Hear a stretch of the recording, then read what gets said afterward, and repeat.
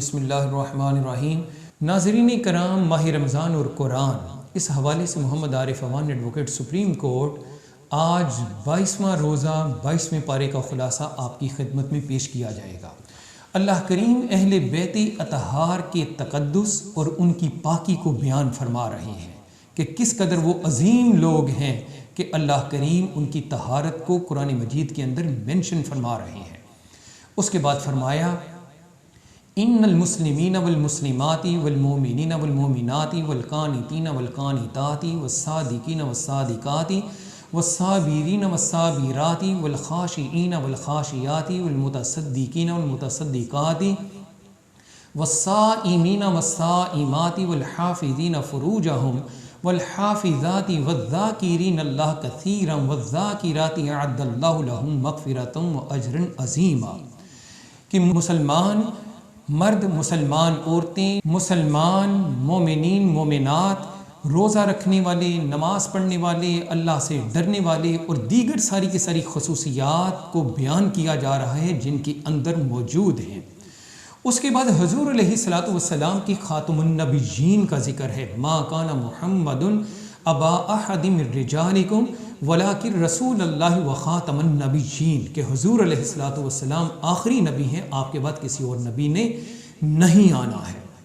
پھر فرمایا یا ایھا الذین آمنوا اذکروا اللہ ذکرا کثیرا، کہ اللہ کا ذکر کثرت کے ساتھ کیا کرو۔ حضور علیہ الصلوۃ والسلام کی شان بشیر ہیں، نذیر ہیں اور آپ سراج منیر ہیں، یہ ساری چیزیں اللہ کریم بیان فرما رہے ہیں۔ اور فرمایا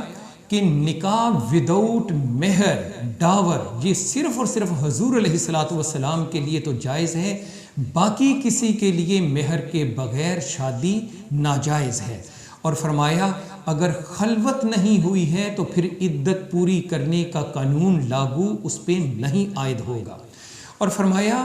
کسی کے گھر میں وداؤٹ پرمیشن انٹر نہ ہونے کے حکم کے بعد فرمایا جا رہا ہے کہ اللہ اور رسول ایک علیحدہ کلاس اور باقی سارے کے سارے مسلمان علیحدہ کلاس ہیں۔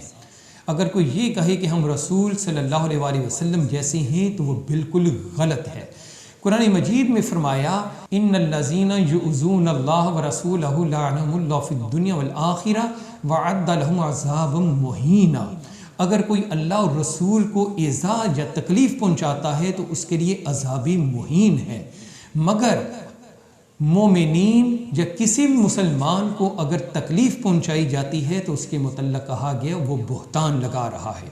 خواتین و حضرات، اس کے بعد سورہ سبا، یہ مکی صورت ہے، اس کو شروع کیا جا رہا ہے۔ حمد باری تعالیٰ، پریز فار اللہ کا ذکر ہے، اور اس کے بعد honour of the universe, honour of the heavens and earth کا ذکر ہے۔ اور فرمایا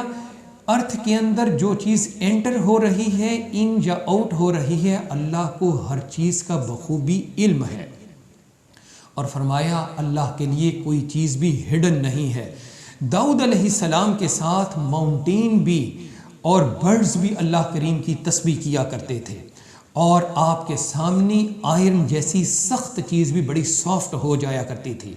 اور فرمایا کہ ہواؤں کو بھی سلیمان علیہ السلام کے تابع ہم نے رکھا ہوا تھا، اور سلیمان علیہ السلام کے لیے پگھلے ہوئے تانبے کے چشمے بھی تھے، اور جنات بھی ان کے تابع تھے۔ اور سلیمان علیہ السلام اپنے محل وغیرہ کی جو کنسٹرکشن یا دیگر بلڈنگز کی جو کنسٹرکشن ہوتی تھی وہ جنات نے کی تھی، اور محلات کے علاوہ بیت المقدس کی کنسٹرکشن بھی اسی وقت ہوئی تھی۔ پھر فرمایا کہ تانبے، بلور اور سٹون کے ساتھ تصویریں بنانے کا بھی رجحان تھا، اور اتنی مشکل اور اتنی اعلیٰ قسم کی اس وقت مصوری کی جاتی تھی، شاید آج وہ ممکنات میں سے نہ ہو۔ پھر فرمایا کہ اس زمانے کے اندر اتنی بڑی دیگیں اور اتنے بڑے لنگر ہوا کرتے تھے کہ 1000 بندہ ایزیلی کھانا کھا لیا کرتا تھا۔ آج تو لوگ ہزاروں کی تعداد میں یا صرف سینکڑوں کی تعداد میں مفت آٹا لینے کی اسکیم سے اپنے آپ کو فائدہ پہنچانے کے لیے وہ مائیں، بہنیں، بیٹیاں اور ضعیف العمر لوگ جب وہاں پہ جاتے ہیں تو آٹا تو شاید کسی قسمت والے کو ملتا ہو، لیکن گھروں میں میتیں ان کی آ رہی ہیں، گھروں میں لاشیں آ رہی ہیں، اور دکم پیل میں اتنا زخمی ہو جاتے ہیں کہ گھروں میں آنے کی بجائے ہسپتال ان کے منتظر ہوتے ہیں۔ پھر اس کے بعد فرمایا گیا کہ سلیمان علیہ السلام جنات سے کنسٹرکشن کروا رہے تھے اور آپ نے ایک اسٹک کا سہارا لیا ہوا تھا۔ الٹیمیٹلی سلیمان علیہ السلام کی اسی حالت میں ڈیتھ ہو جاتی ہے، اور جنات اگر ان کو غیب کا علم ہوتا تو سلیمان علیہ السلام کی موت سے آگاہ ہو جاتے، مگر جنات کو بھی علم نہیں ہوا، اور سلیمان علیہ السلام کے دنیا سے چلے جانے کے باوجود وہ کنسٹرکشن کو اسی طرح جاری رکھے ہوئے یا کام اسی طریقے سے کر رہے ہیں جیسے وہ ان کی نگرانی کر رہے ہوں۔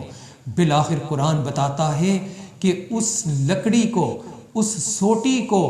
دیمک کھا جاتی ہے، لکڑی ٹوٹ جاتی ہے، اور سلیمان علیہ السلام کا جسد خاکی زمین پر آ جاتا ہے۔ اس کے بعد فرمایا کہ اللہ کے سوا کوئی مددگار نہیں ہے، توحید کا ذکر کیا جاتا ہے، اور فرمایا قیامت کے دن پاورفل لوگ اور ویک لوگ جب یہ کہیں گے کہ مولا ہمیں پاورفل لوگوں نے تیرے راستے پہ آنے سے روکے رکھا تھا، ہم تو صرف اس لیے نہیں آ سکے تھے، لیکن فرمایا جائے گا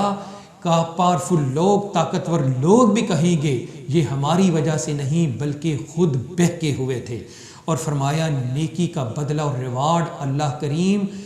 اتنا لے جاتا ہے کہ ایک نیکی کا ریوارڈ 1 سے نہیں بلکہ 10 کی صورت میں دیتا ہے، اور حتیٰ کہ 100 گنا تک بھی پاسبل کر دیا جاتا ہے، مگر حدیث میں حضور علیہ السلام نے اس سے زیادہ کا بھی تذکرہ فرما دیا ہے۔ اور فرمایا جو لوگ پروفٹس کو اور ہماری ورسز کو جھٹلاتے ہیں ان کا انجام اگرچہ بہت برا ہے۔ پھر اس کے بعد حمد باری تعالیٰ ہے، اللہ کی بلیسنگز اتنی زیادہ ہیں کہ کوئی روکنا بھی چاہے تو اسے نہیں روک سکتا۔ خواتین و حضرات، اس کے بعد سورہ فاطر مکی صورت کا آغاز ہوتا ہے۔ یہاں برے کام سے رکنا اور برے کام کو برا جاننا، اس کی امپورٹنس بتائی جا رہی ہے، اور فرمایا ہم نے انسان کو پہلے مٹی سے پھر پانی کی بوند سے پیدا کیا، اور بوٹنگ اس کا کتنا فائدہ ہے، یہ تمہاری آمد و رفت کے لیے، تمہارے بزنس کے لیے استعمال ہوتی ہے، اور پھر بارش کا، اناج کا، فروٹس کا، پہاڑوں میں راستے ہم نے تمہارے لیے بنا دیے ہیں تاکہ تم سفر کر سکو، پھر تلاوت قرآن کا، نماز کا، خرچ کرنے کا اللہ کے راستے میں، خفیہ اور اعلانیہ یعنی اوپنلی اور سیکرٹلی اللہ کے راستے میں اپنا مال خرچ کرنے کے بعد ذکر ہو رہا ہے کہ جنتیوں کی نعمتوں کا، ان میں سے ایک نعمت یہ بھی ہے سونے کے کنگن دیے جائیں گے، ریشمی پوشاکیں ہوں گی، لباس ہوگا، اور فرمایا اگر اللہ تمہاری ایکٹس کی بنا پہ، عملوں کی بنا پہ پکڑنے لگے تو شاید روئے زمین پہ کوئی بھی نہ بچے،